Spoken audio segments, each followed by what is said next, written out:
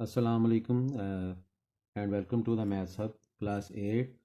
आज हम chapter number 2 start करते हैं जो कि है रियल नंबर्स। इसमें सबसे पहले हम चंद एक चीज़ों को पहले समझते हैं, फिर उसके बाद हम एक्सरसाइज को स्टार्ट करते हैं। फर्स्ट ऑफ ऑल यहाँ पर लिखा हुआ है irrational numbers. Definition of N irrational numbers. Irrational numbers की डेफिनेशन क्या है? The numbers which cannot be written in the form p over q। p over q form होती है डेसिमल फ्रैक्शन की फॉर्म। फ्रैक्शन की फॉर्म आप कह सकते हैं p over q। इसमें p जो है वो है न्यूमरेटर और q है वो है डिनोमिनेटर। तो जब हम किसी भी वैल्यू को p over q की फॉर्म में लिखते हैं, इट्स मीन हम इसको फ्रैक्शन की फॉर्म में लिखते हैं। तो इर्रेशनल नंबर्स वो नंबर्स होते हैं जिनको हम फ्रैक्शन की फॉर्म में नहीं लिख सकते, यानी p ओवर q की फॉर्म में नहीं लिख सकते। वो नंबर्स इर्रेशनल नंबर्स कहलाते हैं। For example 2 under root 5 under root over 7 and 2 under root over 3 are not rational numbers. ये रैशनल नंबर्स नहीं हैं। इसका मतलब है ये सारे के सारे नंबर्स इर्रेशनल नंबर्स हैं। तो रैशनल नंबर्स की डेफिनेशन क्या हुई? The numbers which can be written in the form of p over q are rational numbers. वो नंबर्स जिनको हम फ्रैक्शन की फॉर्म में लिख सकते हैं वो नंबर्स क्या कहलाते हैं? रैशनल नंबर्स कहलाते हैं। तो हम आज एक्सरसाइज 2.1 स्टार्ट करते हैं, जिसमें हम सबसे पहले ये देखते हैं convert the following rational numbers into decimal fractions and separate terminating and non terminating decimals. अब यहाँ पर एक टर्म आई है जिसको हम कहते हैं टर्मिनेटिंग और नॉन टर्मिनेटिंग डेसिमल्स। ये टर्मिनेटिंग और नॉन टर्मिनेटिंग डेसिमल्स क्या होते हैं, इसको भी हम समझने की कोशिश करते हैं। यहाँ पर देखें terminating decimal fractions. The decimal fraction in which the number of digits after the decimal point are finite। वो डेसिमल फ्रैक्शंस जिसके number of digits after the decimal point के बाद आर फिनिट, यानी फिनिट हो जाते हैं, यानी बंद हो जाते हैं, रुक जाते हैं, जिसे हम लफ्ज़ों में कहते हैं are while converting a common fraction into the decimal fraction. या दूसरे लफ्ज़ों में ये कह सकते हैं कि वो कॉमन फ्रैक्शन से कन्वर्ट होकर डेसिमल फ्रैक्शन की फॉर्म में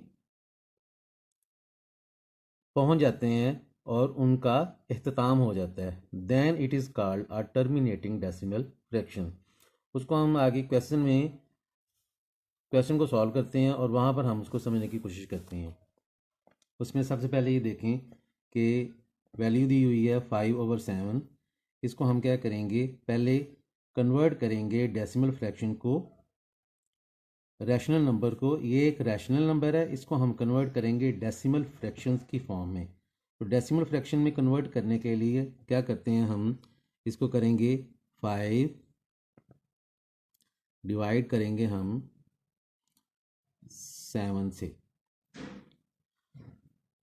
7 से जब हम इसको डिवाइड करेंगे, क्योंकि 5 की वैल्यू छोटी है और 7 की वैल्यू बड़ी है, तो ये डायरेक्टली डिविजिबल तो नहीं है, मगर हम इसको डिवाइड करेंगे। सबसे पहले क्या देखते हैं हम कि जो अंदर वाली वैल्यू वो छोटी है और बाहर वाली वैल्यू जो है वो बड़ी है। तो अगर हम 7 का टेबल पढ़ते हैं तो 7 वन ज़ा 7 जो कि 5 से बड़ा है। उसके लिए क्या करेंगे, हम यहाँ पर हम लगाएंगे 0 पॉइंट जब हम लगाते हैं तो यहाँ पर वो 2 ज़ीरो का इजाफा हो जाता है। अब ये देखें कि ये वैल्यू बड़ी हो गई है और ये वैल्यू छोटी हो गई है। अब हम 7 का टेबल पढ़ते हैं। 7 50, 7 7 ज़ार 49 और 7 8 ज़ार 56।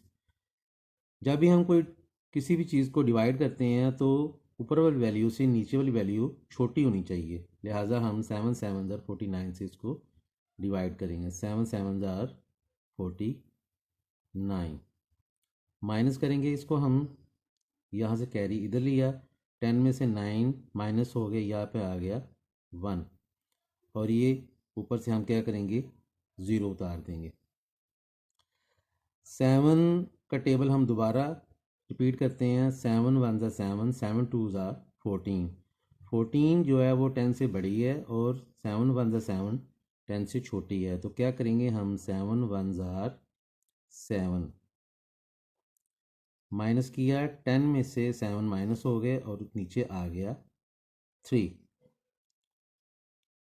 तो अब यहाँ पर ये देखें कि 0.71 को हमने डिवाइड कर दिया इसके साथ। अगर हम इसको इसके साथ फिर एक ज़ीरो लगाते हैं तो फिर हम इसको डिवाइड करेंगे तो ये आगे कंटिन्यू रहेगा। तो इसका आंसर आ जाता है 0.71 जो कि ये है। और ये अब यहाँ पर जो हमने टर्म पढ़ी थी टर्मिनेटिंग और नॉन टर्मिनेटिंग की, टर्मिनेटिंग में क्या होता है डिवीजन कंप्लीट हो जाती है और नीचे ज़ीरो आ जाता है, मगर यहाँ पर ये देखें कि ये वैल्यू अभी कंटिन्यू हो रही है, लिहाजा हम इसको हम कहेंगे कि ये नॉन टर्मिनेटिंग वैल्यू है। जी तो क्लास 8 आगे एक्सरसाइज 2.1 का क्वेश्चन नंबर 1 का हम अब पार्ट 2 करते हैं। इसमें जैसे हमने क्वेश्चन नंबर 1 में देखा कि ये 5/7 का डेसिमल फ्रैक्शन में आंसर आ गया 0.71, और साथ उसने ये पूछा था कि ये टर्मिनेटिंग है या नॉन टर्मिनेटिंग है, तो ये नॉन टर्मिनेटिंग है।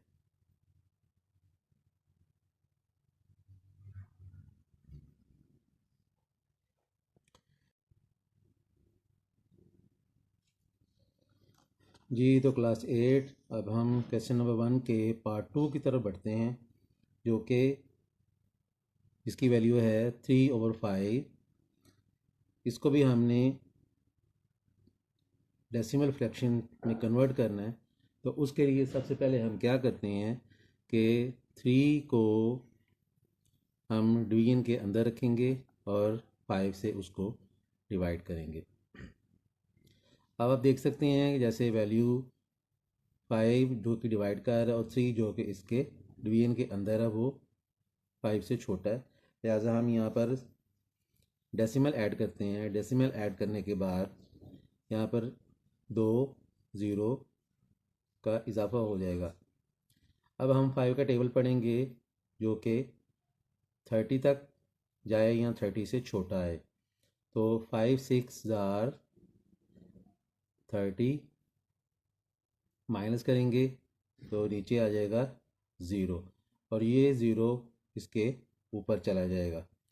तो आप देख सकते हैं कि उसने उसको कंप्लीट डिवाइड कर दिया वैल्यू को। अब हम इसका आंसर लिखते हैं 3/5 विच इज़ इक्वल टू 0.60, और ये होगा टर्मिनेटिंग। टर्मिनेटिंग क्यों है? क्योंकि इसने उसको मुकम्मल तौर पर डिवाइड कर दिया और इसका आंसर 0.60 आया और रिमाइंडर में आ गया 0। तो जो फिनिट वैल्यू होती है वो होती है टर्मिनेटिंग। क्वेश्चन नंबर 3 को सॉल्व करते हैं। क्वेश्चन नंबर 1 के पार्ट 3 को सॉल्व करते हैं जो कि 6/7 है। यहाँ पर भी हम इसको 6 डिवाइड किया 7 से, वही तरीकाकार, वैल्यू छोटी है और ये बड़ी है। तो यहाँ पर हम 0 ऐड करते हैं पॉइंट लगा के, यहाँ पर 2 ज़ीरो ऐड हो गए। 7 का टेबल हम पढ़ेंगे जो कि 60 से छोटा है।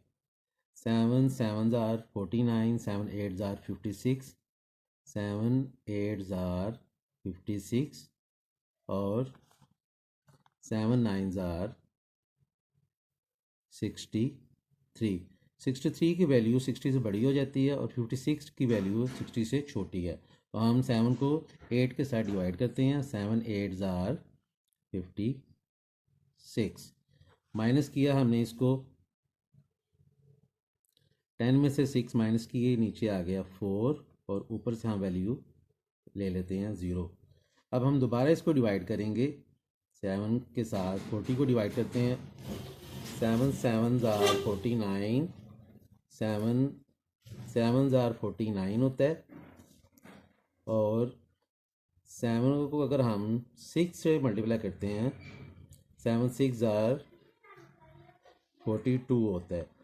7 6 ज़ार 42 भी अभी वैल्यू बढ़ी है, तो हम क्या करेंगे, 7 को हम इससे भी छोटी वैल्यू से डिवाइड करते हैं, जो कि 7 5 ज़ार 35 है। 7 5 ज़ार 35 माइनस किया हमने, 10 में से 5 माइनस किए, नीचे आ गया 5। ओके, जब ये नीचे 5 आ जाता है तो उसके बाद ये फर्दर 0 लगाने से डिवाइड तो हो जाता है, मगर हमने इसको कन्वर्ट करना था फ्रैक्शन की फॉर्म में, तो इसका आंसर आ गया 6/7 इज़ इक्वल टू 0.85। और ये क्या होगा, ये नॉन टर्मिनेटिंग है, नॉन टर्मिनेटिंग वैल्यू कहलाएगी ये वाली। इसी तरीके से जब हम इसे क्वेश्चन 1 के पार्ट 4 को हम करते हैं, तो 2 डिवाइडेड बाय 7, 0 पॉइंट लगाया, यहाँ पर 0 ऐड हो गए, 7 2 ज़ार 14, 7 3 ज़ार 21, 7 2 ज़ार 14 माइनस किया, नीचे आ गया, 10 में से 6 माइनस करेंगे, 4 माइनस करेंगे तो 6 आ गया, ऊपर से हम 0 ले लेते हैं। 7 को हम दोबारा डिवाइड करेंगे कि 60 से छोटा है, तो 7 7 ज़ार 49, 7 8 ज़ार 56, 7 8 ज़ार 56, 56 हमने लिया, तो माइनस करने के बाद आंसर आ जाता है, 10 में से 6 माइनस किए, नीचे आ गया 4। तो यहाँ पर भी ये देखें कि ये नीचे 4 आ रहा है, जो कि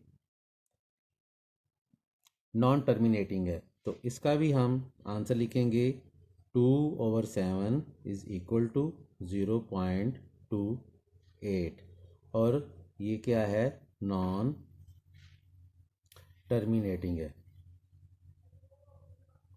TING, नॉन टर्मिनेटिंग। तो क्वेश्चन में उसने पूछा था कि इनको कन्वर्ट करें फ्रैक्शन की फॉर्म में, और सारी ये बताएं कि कौन कौन से टर्मिनेटिंग है और कौन कौन से नॉन टर्मिनेटिंग है। इसी तरीके से अब हम क्वेश्चन नंबर 1 का पार्ट 5 सॉल्व करते हैं, वो भी बिल्कुल इसी तरीके से है। 3 को डिवाइड करेंगे हम 8 के साथ, 0 पॉइंट, यहाँ पर 2 0 ऐड किए।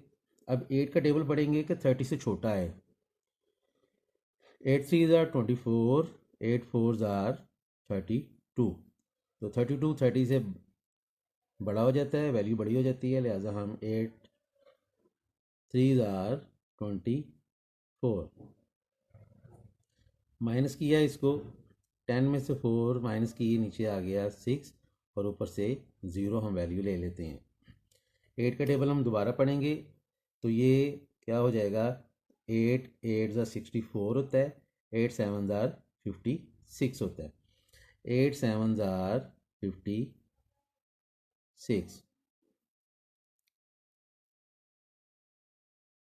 56, तो माइनस किया हमने, 10 में से 6 माइनस किए, नीचे आ गया 4, तो रिमाइंडर में 4 आ रहा है, ये भी एक नॉन टर्मिनेटिंग वैल्यू है, तो 3/8 इज़ इक्वल टू 0.37, और इसको लिखेंगे, ये भी नॉन टर्मिनेटिंग है, नॉन टर्मिनेटिंग वैल्यू है जी। तो उसके बाद हम पार्ट 8 इसका पार्ट 6 डिवाइड करते हैं, जो कि 8/5 है। 8 को हम डिवीजन की फॉर्म में लिखते हैं और 5 के साथ हम इसको डिवाइड करते हैं। अब यहाँ पर गौर करें, पिछले जितने भी क्वेश्चन किए हैं हमने उसमें ऊपर वाली वैल्यू छोटी होती थी, नीचे वाली वैल्यू बड़ी होती थी, मगर यहाँ पर 8 बड़ा है और 5 छोटा है, इसलिए 5 का टेबल हम पढ़ सकते हैं। 5 1s are 5, 5 2s are 10, 10 8 से बड़ा होता है, लिहाजा हम क्या करेंगे 5 1s are 5। माइनस किया हमने तो 8 में से 5 माइनस हुए, नीचे आ गया 3। क्योंकि क्वेश्चन में उसने पूछा है कि इसको फ्रैक्शन की फॉर्म के अंदर लिखना है, लिहाजा हम क्या करते हैं, पहले इसको यहाँ पर पॉइंट लगाएंगे तो हम यहाँ पर 2 0 ऐड कर लेते हैं। यहाँ पे 5 का टेबल हम पढ़ते हैं 30 तक। 5 1s are 5, 5 2s are 10, 5 6s are 15, 5 4s are 20, 5 5s are 25, 5 6s are 30, 5 6s are 30। तो ये 30 पूरे का पूरा इसके साथ डिवाइड हो गया, आंसर आ गया नीचे 0।